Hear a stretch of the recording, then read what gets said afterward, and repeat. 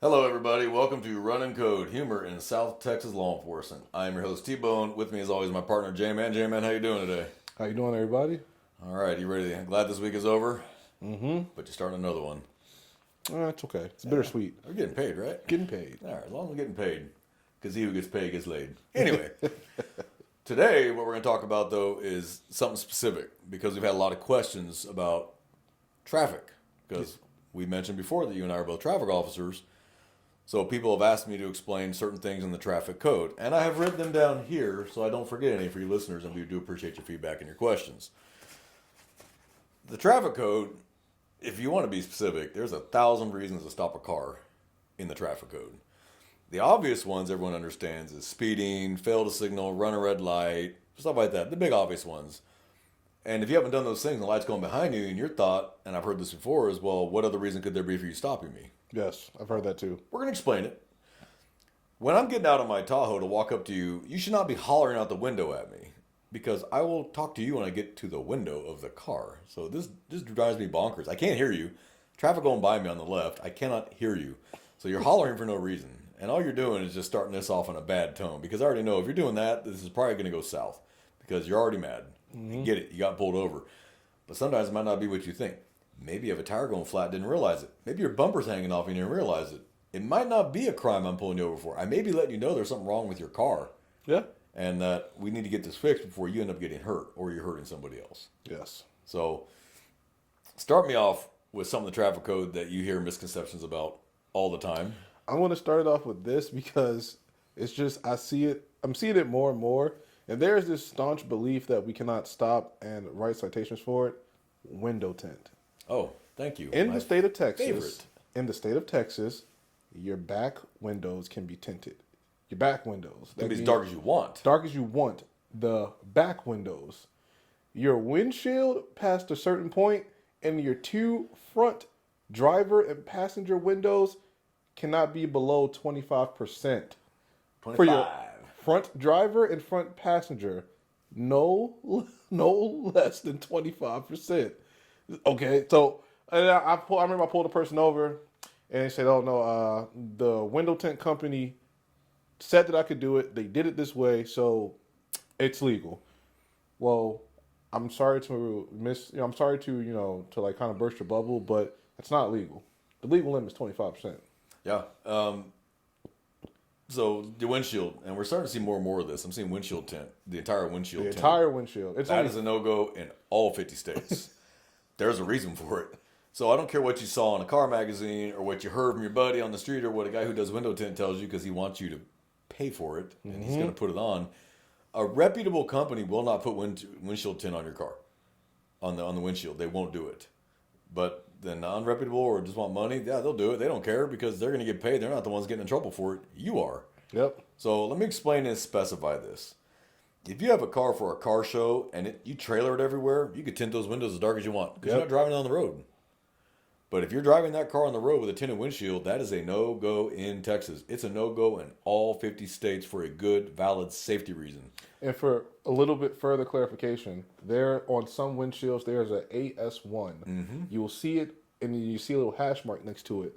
You can tint the windshield down to that line. That's it. No or further. 5 inches from the top of the windshield down. That's it. But if you're just going, full blown, I'm going to dark my car like I dark the inside of my room to go to sleep, all the way down to the bottom of the windshield, you're definitely going to get pulled over. You're definitely going to get a citation, irregardless of what the percentage of light coming through the tint is, irregardless, because the whole windshield is tinted. Yeah, so stock tint is 78% on stock. That's stock tint coming out of the factory. Yep. The reason why, and I'll give you just a great example. If you're driving at night and someone's crossing a crosswalk wearing dark clothing and you get a tint that's dark and you can't see them and you run them over, that could possibly be a manslaughter charge because you covered your windshield. Yep. So what I hear all the time, well, I bought the car like this. How long you had the car? 2 years.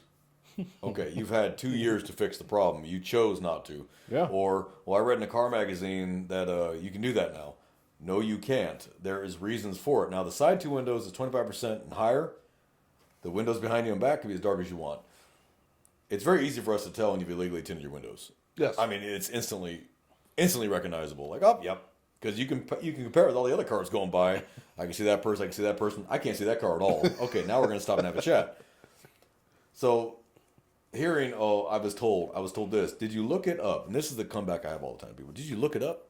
Yeah. Did you go into the traffic code and take a gander at it? Did you Google what is the tint law in Texas? No? Okay. Now, that's for Texas plated cars for the side windows. Windshields, it's illegal in all 50 states. Side windows, some states do allow darker tint. Some states allow no tint in the front too.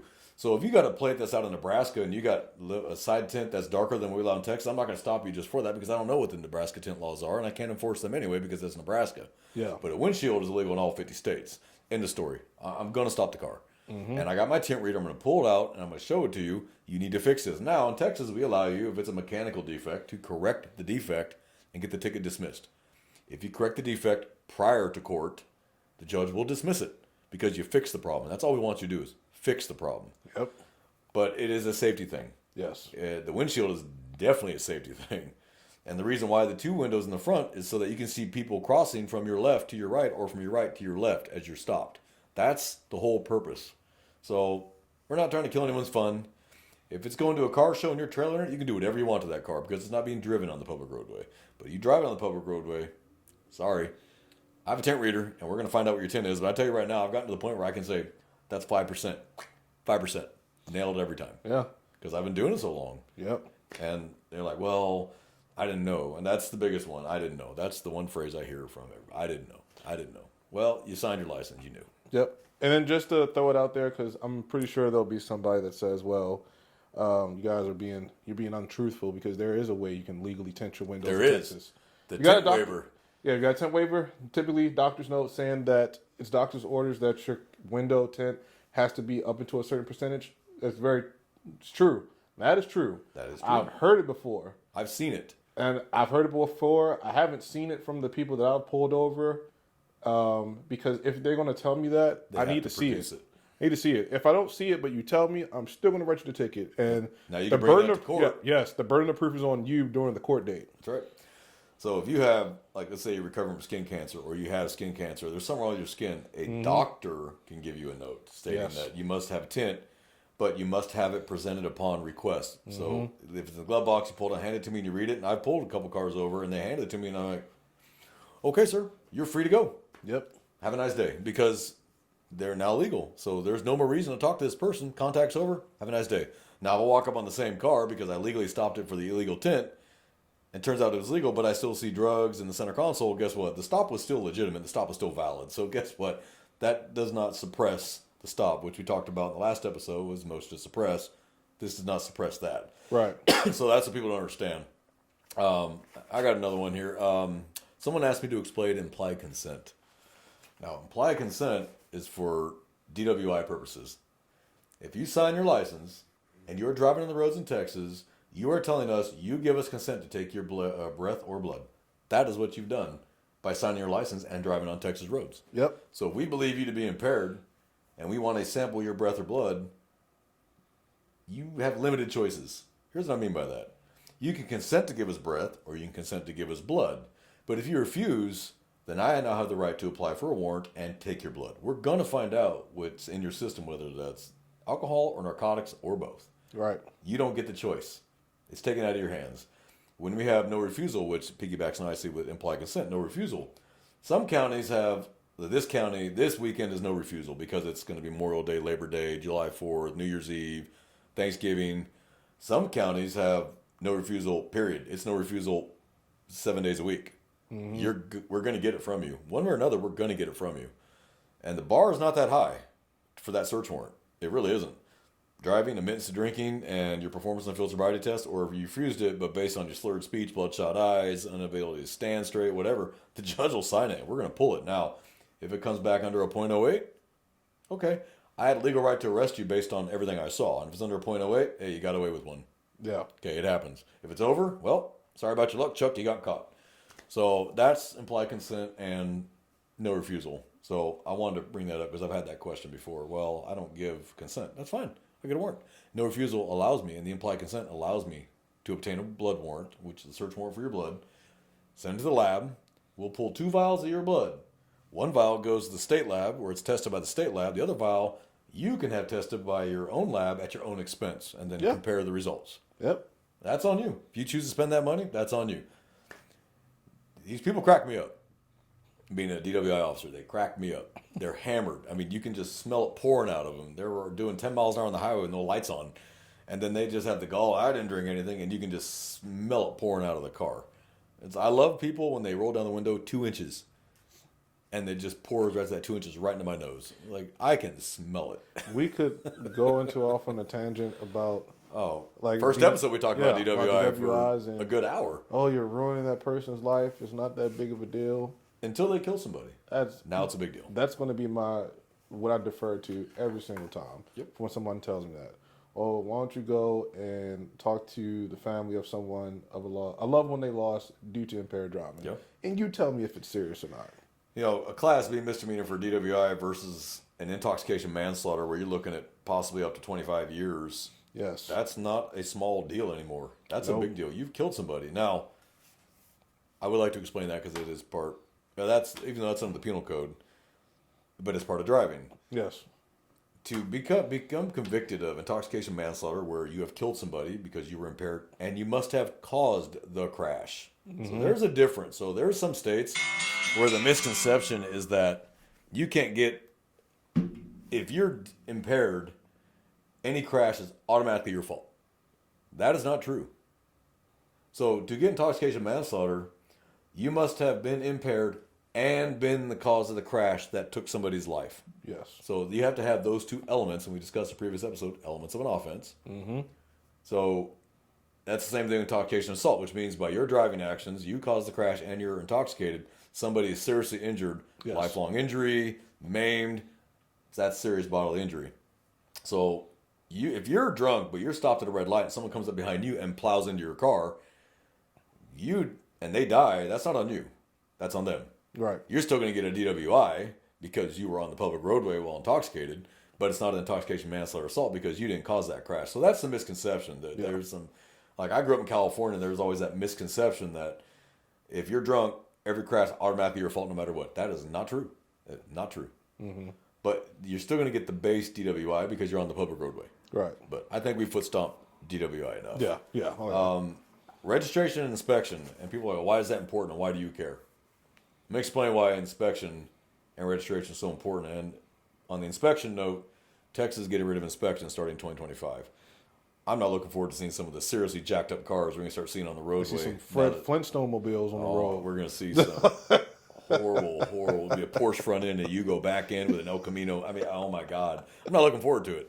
But we're going to have a lot more cars to stop. We'll see some Isuzu Troopers on the road. Yeah. Well, even just because the inspections are gone doesn't mean that you can still have non-working brake lights, non-working turn signals, non-working headlights. You still have to have those things working.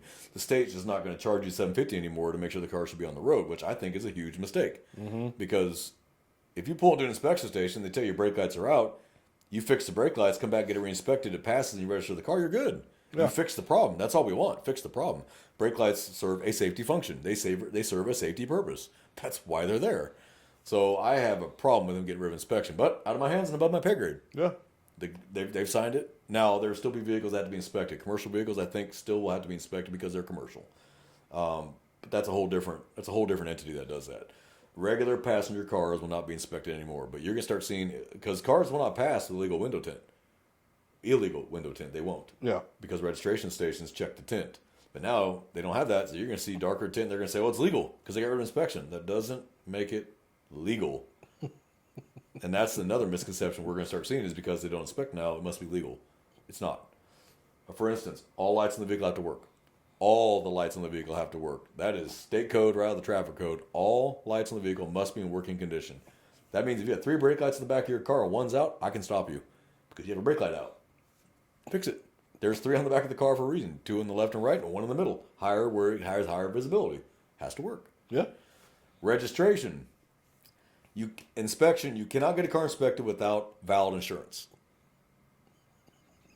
So I'm trying to figure out how they're going to do that now, because the inspection proved you had insurance. Well, some people drive with no insurance anyway. They do, but they can't get it inspected without it. Unless This is why I like to stop for no expired registration, because there's a high probability they don't have insurance, and that's why they didn't get inspected. right. And that's why I stop it. I don't care about the registration itself. I care about, are you insured? Yeah. Because the insurance is so astronomically high in this county because of the amount of people driving around without it and causing the crashes. So it jerks everybody else's insurance up to pay for that, because the insurance company doesn't pay for it. So they pass the savings on to the insured customer. Yes. And they start, their premiums go up every month. So that's the big issue. Now, registration serves a purpose. It says that your car is inspected, it's been registered, it meets the road requirements. You still this person that owns the car, and now you proved it. Now we give you a sticker. That's the purpose of registration. Plus, the fees go towards fixing roads, although I don't know where because I never see it. We got roads that are been under construction since the Civil War in Texas. I'm pretty sure I-35 has been under construction since the Civil War. So, I'm not quite sure where the money's going, but that's what it's for, is roads and maintenance of public buildings and stuff like that. That's what the registration fees are for. Right. But the most important thing out of that, the takeaway is not the money going towards government for roads. It's that this car is inspected. It's safe to be on the road around you and your loved ones. That's what it's for. Because if it's high fog and you have no working taillights or brake lights, and I slam into the back of you because I couldn't see you, all of a sudden you're just there with 10-foot visibility, that's the reason. And now that crash is your fault. Yeah. Not mine, because you didn't have working taillights. You didn't have Yep. working brake lights. I couldn't see you. So people don't understand that, and they get all wound up, and oh my God, it's not a big deal. It is a big deal, and it's written in blood. That's why it's a big deal. Yep. Fishtailing on that nicely, high beams. Yes. It is illegal to drive with your high beams on an undivided roadway, blinding everybody. Yeah. I see that That's illegal. whole lot. You have a duty to turn off your high beams when you're coming up on cars in an undivided road. What I mean by undivided is there's not a middle divider that blocks the high beams from blinding you.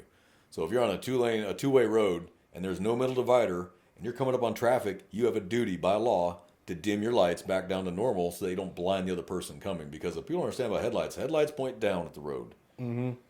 High beams point up, so they're going to blind oncoming traffic. Yes. Or coming up behind a car, you have a duty to turn your high beams down so they can see through their mirrors. You're not blinding them out so they can't see in front of them now. It's 300 feet approaching and 500 coming. I believe that's correct, but that one there- I don't want to talk out of turn. I'd have to. Yeah, confirm yeah. that. There's But distances. there's reasons behind it. Yeah. And there's safety reasons behind it. That's what they are. They're safety reasons. They're not for fun because we just want to ruin your fun. I know my vehicle automatically turns on the high beams when it senses no car, and if it senses a car, it immediately shuts them down to low beam. Yes, yes. So what I see a lot of is that people put the high beams on because the low beams is out. So they turn on their high beams so they have working lights in both. Well, Or they- they're still going to stop you Or they turn their high beams because they have no headlights. because they have no headlights. Well, I'm going to Seen stop that you too. because you blinded me. And then I'm going to tell you, turn your high beams off, and voila, you have no headlights at all. Okay, that's why you're doing this. So now you're getting 2 citations due to the dim lights, defective headlights. Yeah. Fix both these problems. Now, one is fixable, turn them off. The other one, you got to go your headlights, bud. Sorry, It Yeah. is what it is. Anything to add on the high beams? Just a lot of people don't think that it's serious, but I mean, just imagine you're driving and all of a sudden you just really can't see anything but 2 bright flashlights just right here, and there could be an obstruction in the roadway that now you cannot see because of somebody on the opposite side of the road. Yeah, you are absolutely correct. It's very, very important. And if someone's coming up on the rear and you don't have a tinted back window, then it's going to be seen in your rear view mirror first. And just like I said, it becomes a visibility issue. So Yep. please, please, please just remember, turn your high beams off. Yep. Turn them off. And on that vein, you're required to turn your headlights on within half an hour of sunset until half an hour after sunrise. Oh yeah, so there are some people that it's like 6 in the morning and they're driving with no headlights. I mean, yeah, it may be morning, but if the sun's not out, turn your headlights on. Yeah. That is very unreasonable. That is not reasonable anywhere. Turn your headlights on. And so I see it all the time. Because basically, rule of thumb: once the sun's below the horizon, you got about half an hour till dark. Mm-hmm. Turn your headlights on as soon as the sun's below the horizon. Yeah. In the morning, you have to have your headlights on until the sun peaks above the horizon. Then you can shut your headlights off. Yes. Some cars manually do it. Some cars do not. Mm-hmm. So I see it all the time at night where they're driving right by you with no headlights on.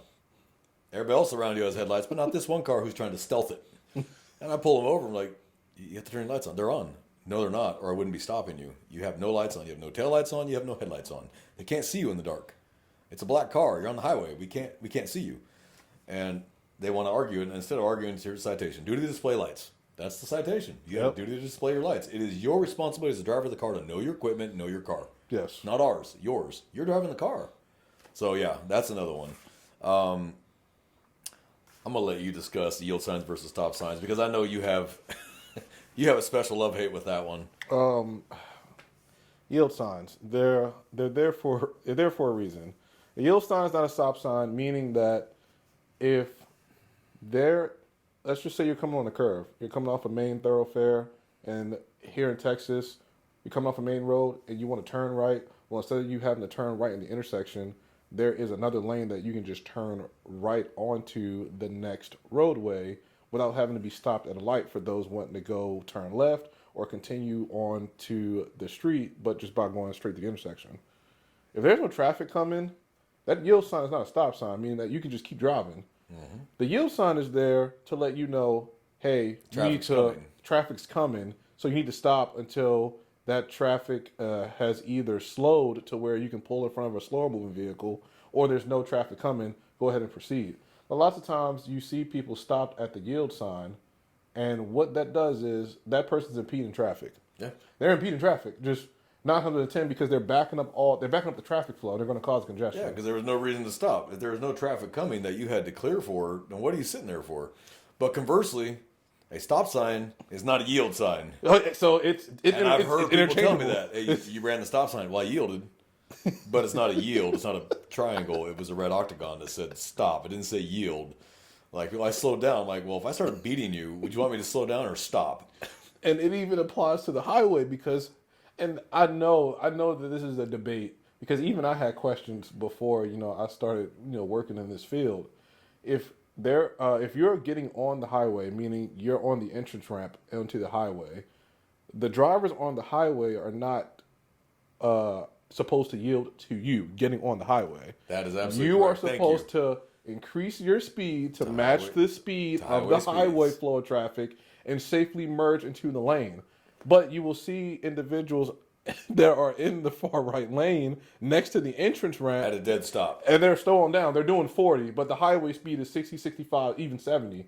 You are impeding traffic. You are going to cause a rear end collision somewhere back on the highway. Mm-hmm. Or you're going to try to shove your way in and get rear-ended. Right. So that's just another thing when it talks about yielding. The yield sign is there to be an indicator that, hey, you don't have to stop, dead stop, but you need to mind your speed, make sure you have space to merge into the traffic, and continue with the flow of traffic. But it's just funny. You're absolutely correct. Someone's on the highway, 40 miles an hour in a 65, and I'm just, oh man, there must be an accident up there. No, it's Joe Citizen, but Joe Citizen is trying to let these people doing 70 on the entrance ramp get in. I'm like, oh yeah, they have no problem, but now I have a problem with this car. And I'm lighting you up. That's what causes major traffic jams. There's no crash. Folks, what you don't understand is people are programmed to see red lights or brake lights and hit their brakes. Mm-hmm. So if you cut a car off up front and he hits the brakes, the car behind him hits the brakes, next car hits the brakes, and then way back it goes. All of a sudden, you created the traffic jam when traffic is flowing freely. Yeah. Now, it's going to take a while to unfuck that traffic jam because you just cut somebody off. Traffic on the highway does not have a duty to let somebody in. Nope. Now, if you're not tailgating on the highway, there should be plenty of space for someone to enter the highway at highway speeds and move over when safe and re-enter the highway. And we're all going the same speed without having to slam on the brakes and cause a traffic jam. That's what causes 90% of traffic jams. Not being able to merge is another one. This is what causes all the traffic jams around highway interchanges because no one knows how to merge. If you just learn how to merge, traffic will flow smoothly. I'm telling you right now, if you took off all the unlicensed vehicles off the road, all the uninsured vehicles off the road, and the people don't know how to merge, you would never have a traffic jam ever. Yeah. Traffic will flow freely at 70 miles an hour, yep, regardless of the time of day. And it would be a beautiful thing. Mm-hmm. So we wanted to discuss those two things. There's an offense in the Texas Traffic Code called disregarding official traffic control devices. Let me explain what traffic control devices are. Red lights, stop signs, yield signs, lane markings, traffic control points, crosswalks, These are all traffic control devices. They're controlling the flow of traffic and telling you what your car is allowed to do or not to do in that area. Great example. If you're taking an exit off a highway and it's a dash line, and then all of a sudden it becomes solid all the way to the end of the exit, that means that once you have crossed over into the exit lane, you can no longer cross back onto the highway over that white solid line. You're locked off. You have entered it. It is now locked. For the purposes of driving, that might as well be a 3-foot high concrete barrier. You cannot re-enter the road because traffic saw you exit, and they don't expect you to try to come back over in front of them because you exited. All of a sudden, you drive right back over that solid line, right back into traffic, causing people to hit their brakes or hit you. Yes. And so I do give that ticket. Yeah. Because those solid lines mean something. That's what they're there for. Solid yellow. You can't pass. That's what it's there for. You can't pass the car in front of you. And those are put there for a reason. It could be because there's a curve up ahead, a hill up ahead. There's too many driveways on that street to do that with. If you have the solid line on your side and the other lane has the dotted line, they can pass, go in their direction. You can't until it flips to where you have the dash line on your side and the solid line in the other lane. Now you can pass. Those lanes are for. If you see just regular white dashes or yellow dashes, you can pass whenever you need to anywhere on that road. A lot of people don't understand that. Yeah, so you cannot U-turn within 500 feet of a curve for a reason. So that traffic has a way to get away from you. If you turn around, they have a time to stop before they slam into you. Yeah. A lot of people don't realize that. So these are all disregarding official traffic control devices. Now, there are specific ones like disregard a stop sign, disregard a red light. Those are because that's specifically what you did. But honestly, we can use disregard traffic control devices on any violation of a roadway sign, marking, or light. It means the same thing. Yeah. You disregarded it. True. So it's like kind of dash. If there's dashes, you can pass. Solid, forget about it. Yeah, can't. Sorry. Can't do it. It is what it is. It sucks, but it is what it is. Can't But if do you it. try and you crash, the crash is your fault. You could potentially face actual prison time because you did what you were not supposed to do. And if you have a license, you're doubly screwed because the signature license says you went through driver's ed, you took the test, you passed the test, you know the laws, and you chose to disregard it. So you knowingly and intentionally disregarded the laws that are put there for road safety, and now could potentially face a very serious penitentiary charge. Like you might actually go to prison because you chose to disregard these laws. So these aren't put there for fun. They're put there to save lives and knock down the crash rate. I'll tell you right now, Texas, I got the statistics a while back for 2022, because we won't get 23 till probably about mid-24. 32,000 crashes in Texas in 22. It's a lot. 32,000. We have more crashes here than other states who have more people in them than we do. We have more than New York. Now, a lot of that is because New York by itself is 25 million people in New York City, and most of them take taxis and walk. But still, 32,000 crashes in 1 year in one state? That's ridiculous. And 12,000 of those are fatalities? We've not had a deathless day in Texas on the road since 2001. What I mean by that is we've not gone a single day without at least one fatality anywhere in the state.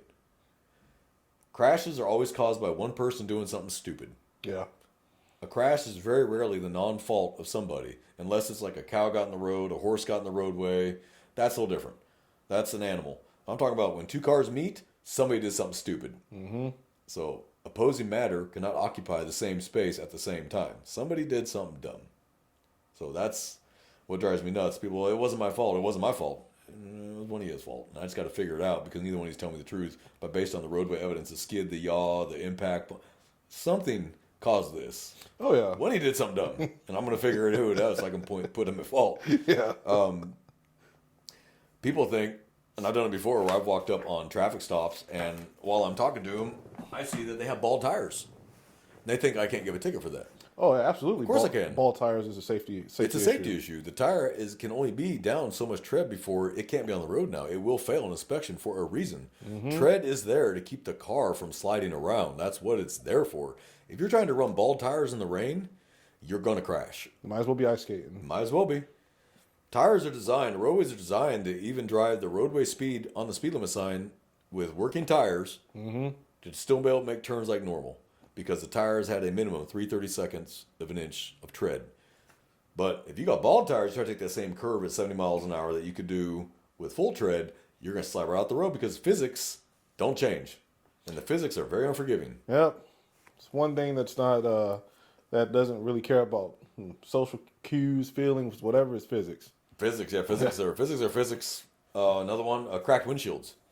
Yeah, like some people don't see that as a big deal, but it's kind of weird when you got this very long or these very like spider web yeah. looking cracks on the driver's side. And you're driving, and I don't know how they're able to see it. Must So be looking through a kaleidoscope. And they're not able to, and that's why it's an offense. So there's a twofold reason that's an offense. One, they can't see, but two, that windshield is now what's called compromised. Mm-hmm. That windshield is no longer whole and intact, which means the next rock might actually make it through the windshield and hit you. Yeah. And that's not a good thing to do when you're doing 75 miles an hour on the highway and a truck in front of you kicks up a boulder into you, and instead of bouncing off your windshield, it comes through it and hits you. Yeah. I think anyone here, even the dumbest person, can go, yeah, that's probably not a good idea, and because then I'll swerve and I'll crash or I'll wreck or it'll kill me. Yeah, there's a reason we have windshields on cars, why they're required by law to be on cars, for that very reason. Now, motorcycles are not required to have windshields. You're not required to wear helmets. Good luck. I wish you the best. I'm not sure, 100% sure. I may be misremembering. I do believe there was a law you had to have some kind of eye protection on a motorcycle, but I'm not 100% sure. I know there's a state that I think Florida requires some kind of eye protection by law. You must have something, sunglasses, something on in front of your eyes. And that makes sense. You hit a June bug at 70 miles an hour in the eye. Let me tell you something. I've done it and it stings a lot.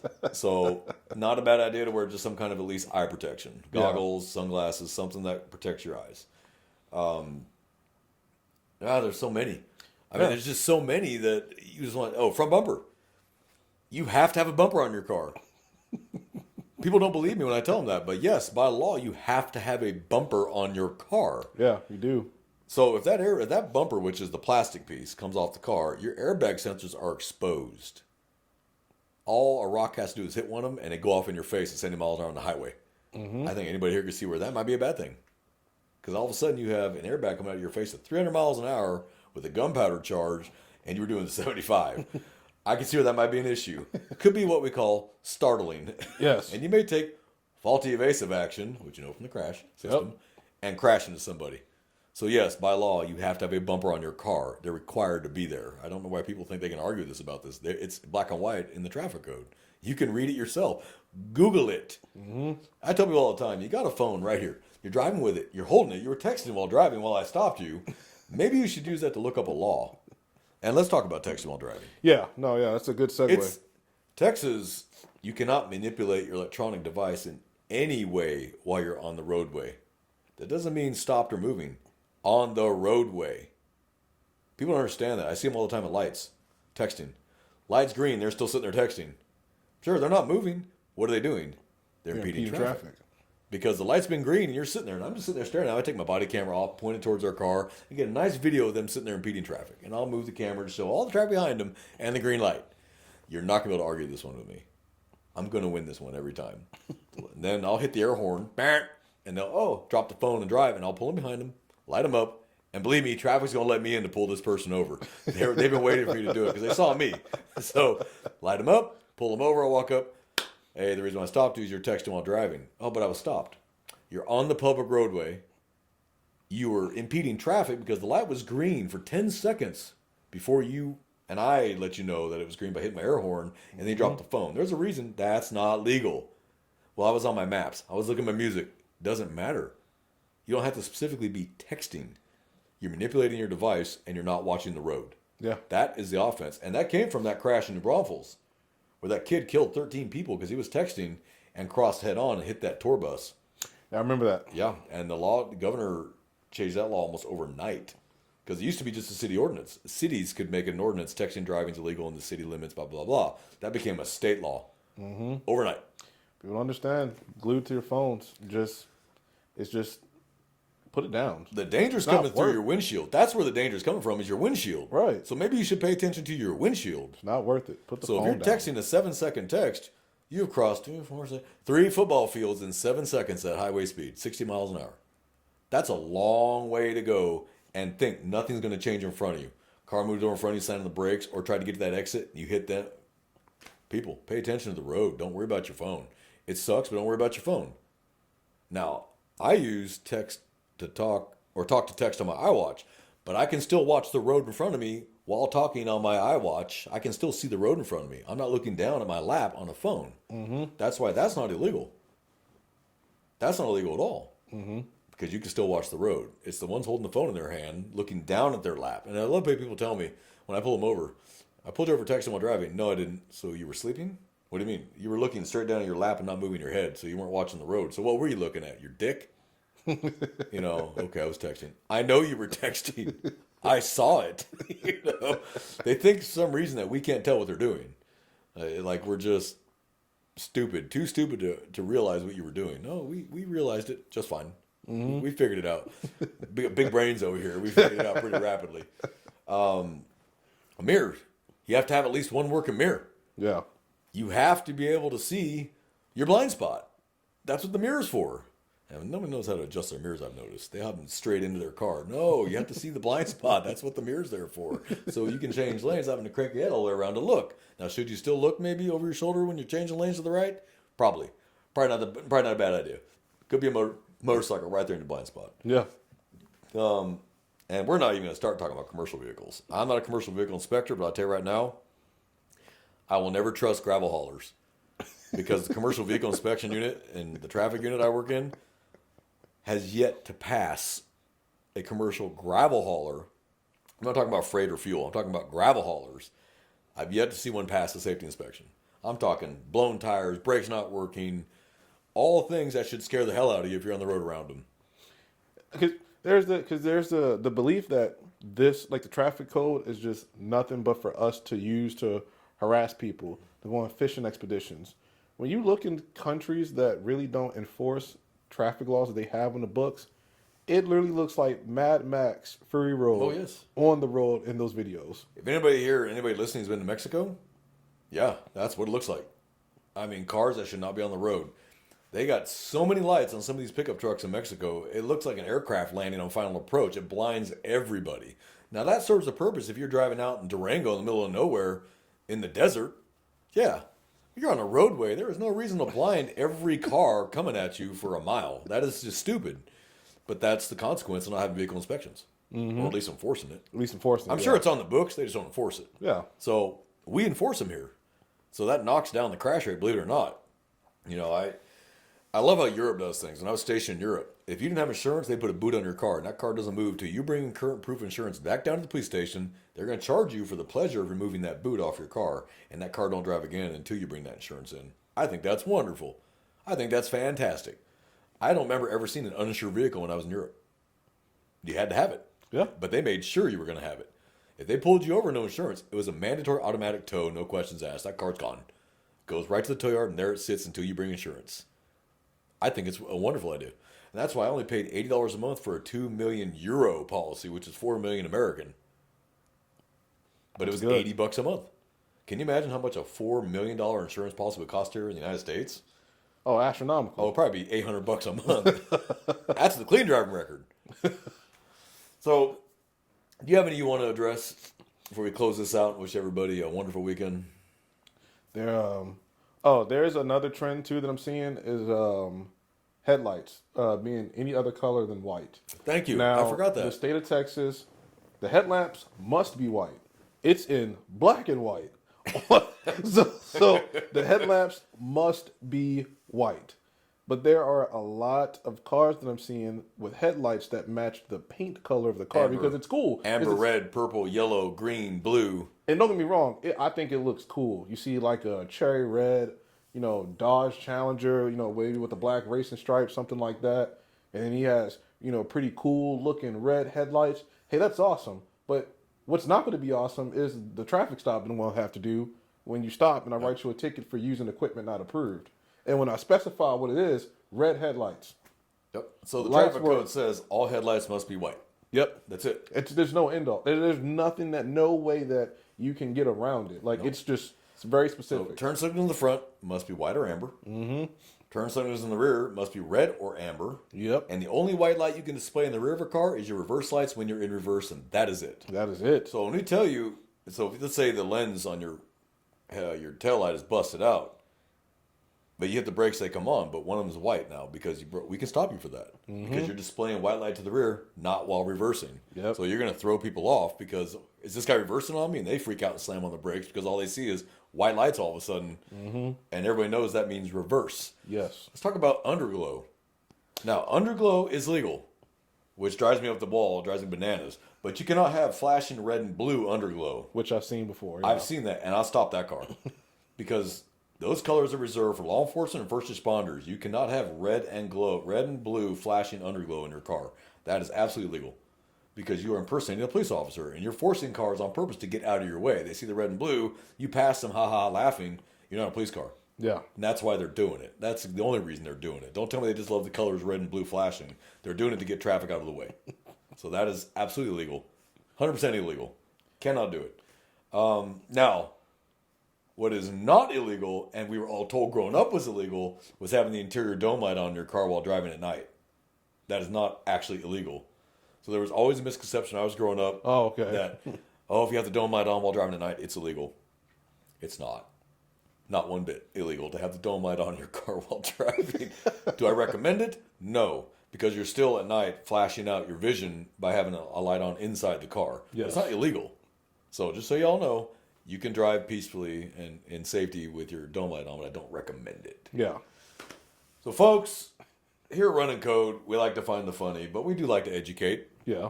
We believe it's important that people know these things because there's so many misconceptions out there about laws and cars and what they can do. And we want to kind of peel the veil back from that so that everybody can be informed and have the knowledge right there in black and white. And if you don't believe us, which is your right, you're free to Google the Texas Traffic Code, the Texas Penal Code, the Texas Code of Criminal Procedure, and look this stuff up yourself and read it for yourself. Yeah. And if anyone finds something that we're wrong about, message us.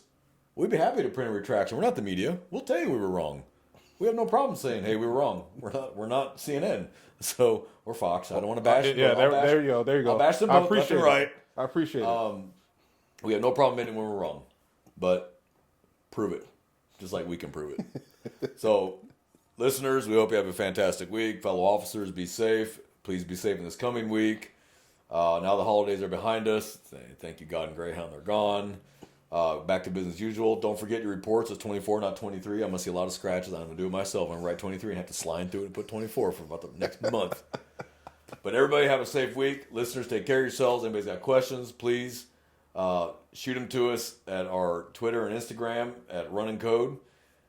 We'd be happy to answer them. That's what we're here for. So, J-Man, anything to add? Nope. That's it. All right, everybody. It's been a great show. Y'all take care of yourselves, and we're out of here.